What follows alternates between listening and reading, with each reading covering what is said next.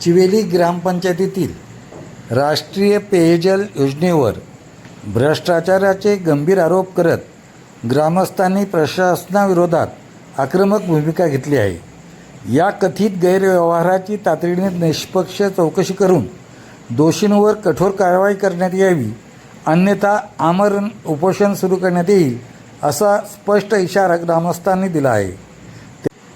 पत्रकार परिषदेत ग्रामस्थांनी माजी सरपंच नंदकिशोर शिर्के आणि विद्यमान सरपंच योगेश शिर्के यांच्यावर थेट आरोप करत पेयजल योजनेतील कथित आर्थिक अनियमितता आणि कामातील त्रुटींबाबत गंभीर प्रश्न उपस्थित केले.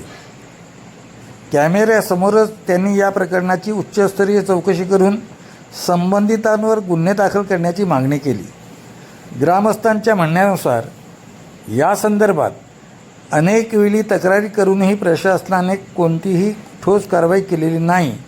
त्यामुळे संतप्त ग्रामस्थ आता रस्त्यावर उतरून आमरण उपोषणाचा मार्ग स्वीकारण्याच्या तयारीत आहेत.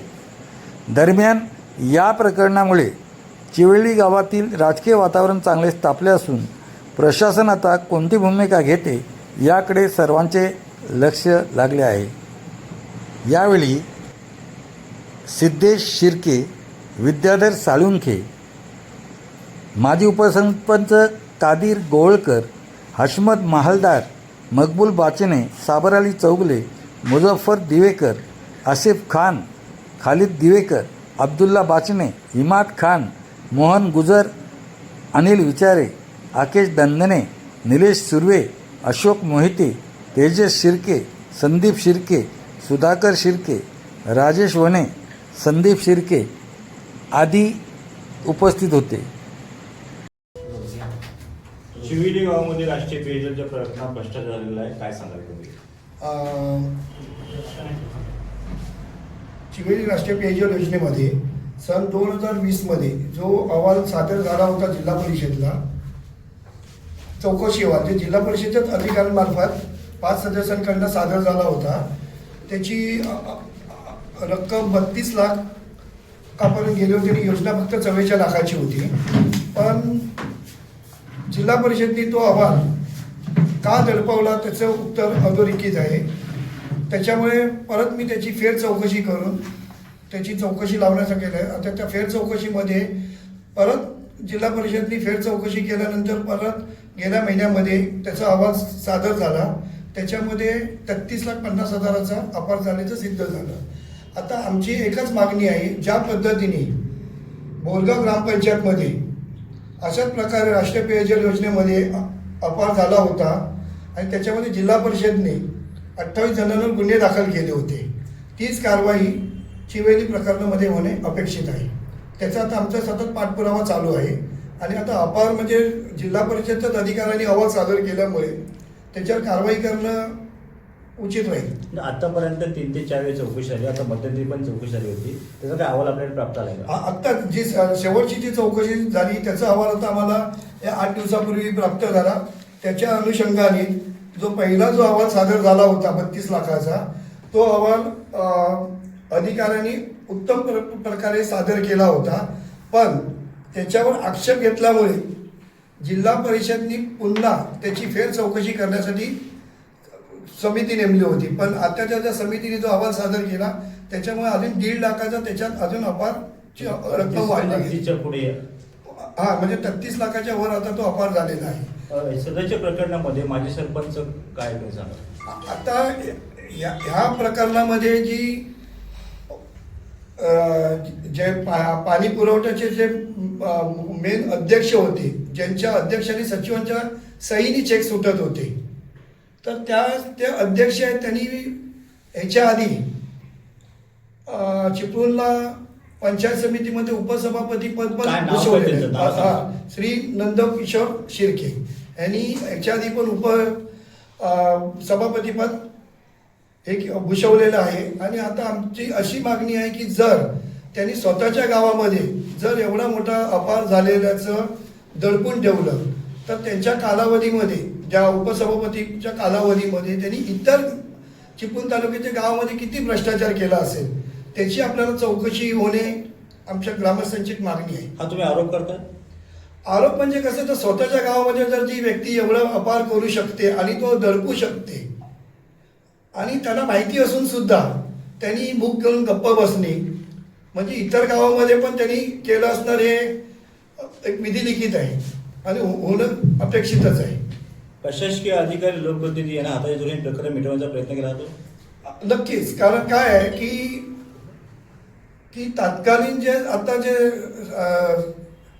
कार्यरत त्यांचे सरपंच आहेत योगेश शिर्के, ह्यांना पण हा विषय माहिती आहे, पण कुठेतरी ते त्याला राजकीय हे वळण देऊन कुठच्या तरी राजकीय पक्षामध्ये आपला बचाव करण्यासाठी प्रवेश करायचा आणि राजकीय पक्ष पण त्यांना प्रवेश करून त्यांना पाठीशी घालण्याचा प्रयत्न करणं, म्हणजे त्या राजकीय पक्षाचा कुठच्या तरी पक्षाला कुठेतरी गालबोट लागण्याचा हा विषय चालतोय. सध्या राष्ट्रीय पेयजल प्रकरण अंगाशी येणार म्हणून चिपळूण तालुक्यातील काही लोकप्रतिनिधी आता जोडून हे प्रकरण मिटवण्याचा प्रयत्न केला जात असला तर तुमची नेमकी भूमिका काय असेल? आणि कसं आहे की शेवटी हे राष्ट्रीय पेयजल योजना जी आहे, जे हे लोक जे आता मिटवायचा प्रयत्न करतायत, पण हा शेवटी एक जनतेच्या करातून पैसा आलेला आहे आणि हा काय एकटा कुठच्या व्यक्तीचा विषय नाही आहे आणि ही जनतेच्या टॅक्सचा पैसा असल्यामुळे हा वसूल होणे अपेक्षित आहे आणि हे जे कोण दोषी लोक आहेत त्यांच्यावर फौजदारी गुन्हे दाखल होणे अपेक्षित आहे. तुम्ही ह्याला 2020 मध्ये जिल्हा परिषदेकडे अहवाल सादर केला होता, म्हणजे अहवालची मागणी केली होती, पुढे काय झालं कारवाई? आता 2020 मध्ये जो अहवाल पहिला जो मूळ तक्रारदार होते त्यांच्या मुबीन मालदार म्हणून त्यांच्या अनुषंगाने तो अहवाल सादर झाला होता. 32 लाखाचा अहवाल सिद्ध झाला होता, पण दुर्दैव असं झालं की 2020 मध्ये तो अहवाल येऊन सुद्धा जिल्हा परिषदला अहवाल सादर झाल्यानंतर सीओनी त्यांच्यावर कारवाई करणं अपेक्षित होते, पण ती फाईल बंद करण्यात आली. आता त्याच्यात कुठचं राजकीय वजन होतं ते आय डोंट नो, त्याचे कुठचं राजकीय नेमकं काय तुम्हाला पाहिजे, कुठचं राजकीय वजन नेमकं काय? म्हणजे आता ते फाईल बंद करणं हा काहीतरी राजकीय हेतू असणार कोणाचा किंवा अधिकारी आणि दोषी लोकांचे साठेलोटे असणार. कोणाचा राजकीय हेतू असणार आहे, कोण नेमकं नाव सांगा. आता कसं आहे, आता इथे राजकीय पक्ष म्हणजे आता जसं आता मी योगेश शिर्के यांचं एक उदाहरण घेतो. पहिले ते राष्ट्रवादीमध्ये होते, नंतर आता त्यांनी मला वाटतं BJP प्रवेश केलेला आहे आणि कुठेतरी आता त्यांनी BJPनी पण एवढं सतत पेपरला बातम्या येऊन सुद्धा त्यांना एक काहीतरी ग्राम पंचायतचं काहीतरी पद पण दिलेलं BJP घेऊन, म्हणजे कुठेतरी पक्षाला पण गालबोट लागते आणि अशा लोकांना तुम्ही पक्षप्रवेश देऊन कुठेतरी पक्षाला गालबोट लागून अशा लोकांच्या संगमताने लोकांचा बघण्याचा दृष्टिकोन वेगळा होतो. काय सांगाल एकंदरीत काय भूमिका आहे पुढची आपली? मी चिवेली गावचा ग्रामस्थ असून सदर जे भ्रष्टाचार या नळपाणी योजनेमध्ये झालेला आहे त्यामध्ये तत्कालीन पाणी कमिटीचे अध्यक्ष श्री नंदकिशोर शिर्के व सचिव राजू भोसले यांनी ज्या वेळेला तांत्रिक कमिटी ही चिवेली ग्रामपंचायतीमध्ये या चौकशीसाठी आली त्यावेळेला त्यांनी सर्वांच्या समोर असं कबूल केलेलं आहे की सदर योजनेमध्ये हे काम झालेलंच नाहीये. मग आमचं असं म्हणणं आहे, जर त्यावेळेला सदर योजनेमध्ये काम झालं नाही तर त्यावेळेला तत्कालीन अध्यक्ष म्हणून यांनी काय भूमिका घेतली किंवा यांनी त्यावेळेला पेमेंट काढण्यासाठी सह्या कशाच्या आधारे केल्या, याचाच अर्थ एकतर त्यांनी त्यावेळेला त्यांच्या विरुद्ध तक्रार देणं गरजेचं होतं किंवा आताही जर त्यांनी कबूल केलं की बाबा हे कामच नाही झाली तर त्यांनी हे तक्रार का नाही केली. तर आमचं असं म्हणणं आहे की ह्या लोकांचं ते जे ठेकेदार होते किंवा इतर लोक यांनी संगनमताने हा एवढा मोठा भ्रष्टाचार घोटाळा केलेला आहे. आता जे सरपंच आहेत त्यांनी सुद्धा पाईपलाईन टाकले गेले, काय सांगा? आता जे काही सरपंच आहे ग्रामस्थ म्हणून आता सरपंच आहे त्यांनी सुद्धा काही पाईपलाईन टाकली होती ना, काही ठेकेदाराच्या मार्फत, काय नेमका विषय? नाही, आताची जी पाईपलाईन आहे ना ती जलजीवन मिशन मधली पाईपलाईन आहे, पण जुनी जी राष्ट्रीय पेयजल योजनेची आहे ना ती योजना तशीच राहिलेली आहे आणि त्याच्यातच हा अपवाद झालेला. आपण सातत्याने विचार करतो, समिती येते, तारीख पे तारीख होते, समिती चौकशी होते, पुढे नेमकं काय सांगा? पुढे नेमकी भूमिका काय? म्हणजे कसं आहे, जे आता बोरगावमध्ये जे आता जे पाणी प्रकरण जे झालं आता जसं हे झालं म्हणजे चौकशी झाली त्याच पद्धतीने बाकी आमच्या इकडे जे 31 लाखाचं जे हे झालेलं आहे भ्रष्टाचार झालेलं त्याची सुद्धा चौकशी होणं गरजेचं आहे. तुमचं नेमकं काय मत आहे? आमचं म्हणणं असं आहे की जे कोण दोषी आहेत त्यांच्यावर तात्काळ कारवाई होते. प्रत्येक गोष्टीमध्ये टाळाटाळ होते, सगळं होतंय, पण कारवाई प्रत्यक्षात होत नाहीये. कारवाई झाली तर अतिउत्तम, पूर्ण गावाला न्याय मिळेल. शासनाचा पैसा खाल्लेला आहे आणि तत्कालीन अध्यक्ष सचिव यांनी अधिकाऱ्यांसमोर कबूल केलं, ग्रामीण पाणी पुरवठा अध्यक्ष आहे घोटाला साहेब त्यांच्यासमोर कबूल केलं की आम्ही हे काम झालेलं नाही आहे आणि त्यांनी तसा आम्हाला अहवाल दिला. घोटाला साहेबांचे आम्ही अभिनंदन करतो. बस. नाही, पण एकंदरीत आपल्याला अहवाल प्राप्त आला, पण ते योजनेचं काय? ते योजना तशी पडून आहे ना, त्याचं काय? नाही, योजना जरी तशीच पडून आहे, पण आता जे शासनाने जी जलजीवन मिशन योजना चालू केलेली आहे, त्याच्यामध्ये जी पहिली जी योजना होती राष्ट्रीय पेयजल, ती तर बादच झाली. पण आता ते जे 33 लाख रुपये जे आहे ते 2015 मध्ये त्या योजनेचं काम झालेलं होतं. म्हणजे आता जर ते शासनाने जर वसूल करायचे म्हणाले तर ते पैसे यांच्यावर गुन्हे तर दाखल करणं अपेक्षितच आहे, पण पैसे वसुली करताना त्यांच्यावर जे शासनाचे जे नियम आहेत, एक व्याज लागतं आणि जे त्याची पॅनल्टी दंड ते धरून ते पैसे वसूल होणे अपेक्षित आहे. समजा तुम्हाला न्यायच मिळाला नाही तर तुमची नेमकी भूमिका काय असेल? आपण एवढे सगळं करतोय, पण न्याय मिळाला तर भूमिका काय असेल? आता जर आम्हाला याच्यातून पण जर न्याय मिळाला नाहीये तर आता याचं आमचं पुढचं पाऊल हेच असणार की आम्ही जनहित याचिका दाखल करणार आणि ह्याला जे पाठीशी अधिकारी वर्ग घालत आहेत. कारण कसं आहे की जे गेल्या 3 महिन्यापूर्वी विभागीय आयुक्तांनी जे पत्र काढलं होतं की ह्या योजनेमध्ये 2020 पासून की ह्या कारवाई करण्यामध्ये दिरंगाई का झाली, तर अशा सर्व अधिकाऱ्यांवर तुम्ही दप्तर दिनांकांतर कारवाई करावी. पण अजूनही सिओनकडनं तशी कारवाई झालेली दिसत येत नाही. त्याचा पाठपुरावा काय केलात का तुम्ही? त्याच्यानंतरच आमची जी विभागीय आयुक्तांकडे सुनावणी झाली आणि विभागीय आयुक्तांच्या सुनावणीमध्ये आम्ही 18 जण होतो. त्याच्यात टोटल अधिकारी वर्ग आणि अध्यक्ष सचिव वगैरे सगळे होते. पण तिथे अध्यक्ष सचिवांनी सांगितलं की आम्हाला न बोलताच चौकशी झाली, त्याच्यामुळे आम्हाला ह्या चौकशीचा अहवाल अमान्य आहे, म्हणून आपण फेर चौकशी करावी. आता जी फेर चौकशी झाली त्याच्यामध्ये तर परत सुद्धा झालेलं आहे की 1.5 लाख रुपयाचा अहवाल अजून वाढलेला आहे म्हणून. त्याच्यामुळे आता परत ती चौकशी होणं आणि दुसरी गोष्ट की पहिली पण जी चौकशी झाली होती ती जिल्हा स्तराच्याच 5 सदस्य अधिकारी तत्कालीन CO यांनी कमिटी नेमून केली होती. तर त्याच्यामुळे त्या अहवालावर मुख्य करून हे करणं चुकीचं होतं, पण तरी पण त्याला ठीक आहे. आता परत चौकशी लागली तुम्ही आता त्याच्यामुळे मगाशी एक वाक्य विचारलं की जनहित याचिका आपण दाखल करणार, पण ह्याच्या अगोदर याचिका दाखल का केलेली नाही? फक्त तारीख पे तारीख घेतला आता कसं झालंय की हे पाणी पुरवठ्यामध्ये काय झालंय की फक्त कागदी घोडे नाचवायचं काम झालं. पहिलं झालं चिपळूणवर, आता चिपळूणच्या गट विकास अधिकाऱ्यांना जवळजवळ जिल्हा परिषदेकडनं 9 स्मरणपत्र काढली गेली. म्हणजे खूप मोठं दुर्दैवी काम आहे. 9 स्मरणपत्र काढली जात आहे सिओन मार्फत. जाब कधी विचारला नाही जिल्हा आहे ना, व्हिडिओ ना काय ना? नाही विचारलं ना, त्यांचं म्हणणं एकच आहे की आम्ही अहवाल आम्ही देणार म्हणून, आणि जर आमच्यावर ते कारवाई करणार ते करू देत. पण ह्याच्यामध्ये कसं आहे की CO मारल्यासारखं ढोंग करते आणि हे लोक लढण्यासारखं ढोंग करतात पंचायत समितीवाले. म्हणजे सायकलची 2 चाकं एकाच ठिकाणी फिरते.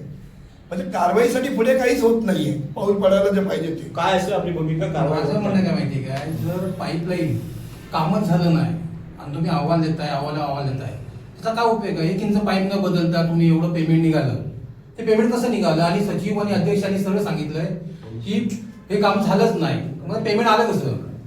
पेमेंट निघालं कसं? पण त्याच्यावर तुम्ही गुन्हा का नाही दाखल करत? एवढी जर पाईपलाईन न करता काम करता एवढे पैसे निघाले आणि हे एवढं सगळं तुम्ही खोटं चाललंय सगळं, तर अधिकाऱ्यांना समजताय ना, अधिकारी अहवाल देत फौजदारी गुन्हा दाखल का करण्यात आला नाही अजूनपर्यंत? फौजदारी गुन्हा दाखल आम्हाला अहवाल देतात, कारण की अधिकारी येतात त्याची तुम्ही मागणी केलीत का? फौजदारी गुन्हा दाखल व्हावा. ना. आता आम्ही करणार मागणी. कुणाकडे मागणी नेमकी करणार आता तुम्ही आता म्हणताय याचिका आपण दाखल करणार, फौजदारी गुन्हा कुणाकडे मागणी करणार? नाही, आता आम्ही ऑलरेडी विभागीय आयुक्तांकडे तसं पत्र दिलंय ना. ठीक आहे, पत्रामध्ये आम्ही ऑलरेडी विषयामध्येच तसं नमूद केलेलं आहे की जिल्हा परिषदने याच्या आधी जी बोरगाव ग्रामपंचायतमध्ये कारवाई केलेली आणि 28 जणांना गुन्हे दाखल केलेले आहेत सेम योजनेमध्ये. त्याच्यामध्ये पण सेम अधिकारी होते आणि ठेकेदार पण सेम होता. तर मग ह्या योजनेमध्ये का गुन्हे दाखल केले जात नाहीये? म्हणजे एका गावाला एक न्याय आणि एका गावाला एक न्याय देऊ शकत नाही. जर बोरगावला तुम्ही एक न्याय दिलाय तर तुम्ही चिवेलीला पण एक न्याय द्यायलाच पाहिजे. त्याच्यामुळे चिवेली ग्रामपंचायत भ्रष्टाचार झालेला तिथे पण तुमच्यावरती लोकप्रतिनिधी पण सुद्धा अन्याय करतात आणि अधिकारी मान्य करा असं म्हणायचं नाही. नक्कीच, कारण लोकप्रतिनिधींचं कसं आहे की यांचा एवढा दबाव आहे की मला जस्ट आतलं की अहवाल सादर करताना अधिकारी वर्गांकडे पण एवढी दिरंगाई होती आहे की जसं आपल्याकडे शासनाचं एक दप्तर दिरंगाई कायदा आहे तसं बघायला गेलं तर सीओने दप्तर दिरंगाई अंतर्गत 3 महिन्यात जर कारवाई नाही झाली तर कारवाई करणं अपेक्षित होतं, पण हे करत नाही आहे, यांच्यावर दबाव आहे. आणि आजच आम्हाला असं माहिती पडलं की जी पाणी पुरवठ्याला जे कार्यकारी अभियंता मॅडम होता पाटील मॅडम त्यांची पण आता बदली झाली आहे. म्हणजे आता नवीन तिथे कोणतरी कार्यरत आहे. आता परत त्यांच्याकडनं परत श्री गणेश परत होऊ नये हीच आमची अपेक्षा आहे. आयुक्तांकडे पत्र कधी दिलेलं आहे? आयुक्तांकडे आमच्याकडे आयुक्तांचा अहवाल आहे. नाही, तुम्ही जी मागणी केलीत ना हां की यांच्यावर काय जशी त्या धर्तीवर वरगावच्या धर्तीवर यांच्यावर काय कारवाई होऊ नये ती तुम्ही हा ती 6 महिन्यापूर्वी दिलेलं आहे आणि त्याच्यावर तरी मग त्याच्यावर काय उत्तर तुम्हाला काय आलं का? त्याच्यावर तरी सुनावणी लावली ना. सुनावणी आयुक्त लागली, कार्यालयात. सुनावणी लागली. काय सांगाल तुम्ही एकंदरीत दादा? काय नेमकं म्हणजे आपलं राजू भोसले त्या कमिटीचे सचिव होते आणि त्यांनी स्वतः एक अर्ज याला दिलाय कोकण भवनला की माझ्या सही नसतानाही बिल काढलं गेलंय. हे जर सचिव कबूल करत असेल तर अधिकाऱ्यांनी हे सचिव मीडियासमोर काय येत नाही, पण सचिव मीडियासमोर आता पोहून जातात, मीडियासमोर येत नाही सचिव. पण सचिव परवा पण बोलून गेले ना सचिव पुढे बोलले सचिव ना ते जेव्हा चौकशी होती तेव्हा सचिव आले होते तिथे. तेव्हा त्यावेळी पण सचिवांनी सांगितली ही गोष्ट. सचिव जेव्हा ग्रामसभेमध्ये चौकशी चालू झाली तेव्हा तिथं अध्यक्षाने कमिटी आली होती. त्यांनी काय सांगितलं 13 जण आम्ही आहेत, 13 जणातला एक जर आला नाही तरी आमची चौकशी होणार नाही. तर सचिव सांगितलं मग तुम्ही एक जर येणार नसाल तर आम्ही येऊन उपयोग काय? मी स्वतः सचिव आहे, सचिवचा भ्रष्टाचार झालेला आहे ते जर सिद्ध केला नाही त्यांनी की एवढं होऊन सुद्धा मी जर त्याच्यात असून सुद्धा माझ्यावर गुन्हा होणार आहे त्यांनी स्वतः कबूल केलेला आहे तर सुद्धा हे मान्य करत नाही अधिकारी. कोकण आयुक्तांना पत्र पण दिलं. मला चिविली गावचा ग्रामस्थ म्हणून असं वाटतंय की हा झालेला प्रकार एकदम गैर आहे. 2020 पासून हे जलमिशनचे जे प्रकार चालू आहे पाणीमध्ये भ्रष्टाचार हा होता का म्हणे, पण आता जो झालेला आहे तर ह्याच्यावर जर तसा शासकीय अहवाल आलेला आहे त्याप्रमाणे कायदेशीर कारवाई होऊन ज्याच्यामध्ये गुन्हेगार असतील त्यांच्यावर फौजदारी कारवाई झाली पाहिजे एवढी आमची ग्रामस्थांकडनं अपेक्षा आहे. सदर योजनेमधील हा एवढा मोठा भ्रष्टाचार होत असताना यामध्ये तत्कालीन अध्यक्ष श्री नंदकिशोर शिर्के, सचिव राजू भोसले, त्याचप्रमाणे इतर अधिकारी वर्ग व त्यानंतर ज्या लोकांनी अहवाल सादर केला त्या लोकांनी सुद्धा चुकीचा अहवाल सुरुवातीला सादर केला, त्यानंतर आता परत नवीन अहवाल सादर केलेला आहे. यात हे अधिकारी वर्ग जर दिरंगाई करत असतील तर त्यांच्यावरही फौजदारी गुन्हा दाखल व्हावा अशा सर्व ग्रामस्थांची आमची मागणी आहे आणि यावर तात्काळ निर्णय देण्यात यावा असं आम्हाला वाटतं. आता असंच एक प्रकरण चिवेली गावामध्ये की त्या गावामध्ये एक व्यायामशाळा बांधली गेली आणि त्या व्यायामशाळेमध्ये पण जे विद्यमान सरपंच आहेत योगेश शिर्के, श्री योगेश शिर्के यांनी 12.5 लाख रुपयाची भरणा केलेला आहे. आता पैसे भरले कधी जातात? जर अपार केले म्हणून पैसे भरले जातात. जर अशी व्यक्ती जर गावामध्ये अपार करून जर पैसे भरत असतील तर गावचं कसं हे होणार आहे त्याची कल्पनाच करू शकत नाही. आणि दुसरी बाब म्हणजे की अशा लोकांना उच्चतरी राजकीय पक्षामध्ये घेऊन त्यांची एक इमेज वाढवायचा प्रयत्न करतात तर लोकांचा बघण्याचा दृष्टिकोन काय राहणार? या हायस्कूलच्या गैरप्रकारामुळे असं झालेलं आहे की आमच्या हायस्कूलची पूर्ण जे काही हायस्कूलला शासनाकडून अनुदान मिळत होतं ते पूर्णतः आत्ता बंद झालेलं आहे. आणि आता जे कमिटीवर असणारे काही लोक आहेत त्याच्या म्हणजे आमचे एक जबाबदार म्हणून रमेश शिर्के आहेत तर ते सद्यस्थितीत म्हणजे 2 ते 4 दिवसापूर्वी शाळेत जाऊन अक्षरशः ते टाळा लावण्याचा त्यांनी प्रयत्न केला, परंतु तिथल्या शिक्षक लोकांनी सांगितलं की हे तुम्ही करू शकत नाही म्हणून ते प्रकरण थांबलेलं आहे. म्हणजे त्यांनीही या योगेश शिर्के यांच्यावर जर अपार केल्यानंतर यांनी भरणा केला तर त्यांच्यावर कारवाई करणं अपेक्षित असताना ही लोकही त्यांना पाठीशी घालत आहेत. तर या सर्वांवरच म्हणजे फौजदारी गुन्हे दाखल व्हावे आणि ह्यांच्यावर काहीतरी कारवाई होणं खूप अपेक्षित आहे. आणि हे नाही झालं तर याच्यापुढे अनेक भ्रष्टाचार गावात होत जातील.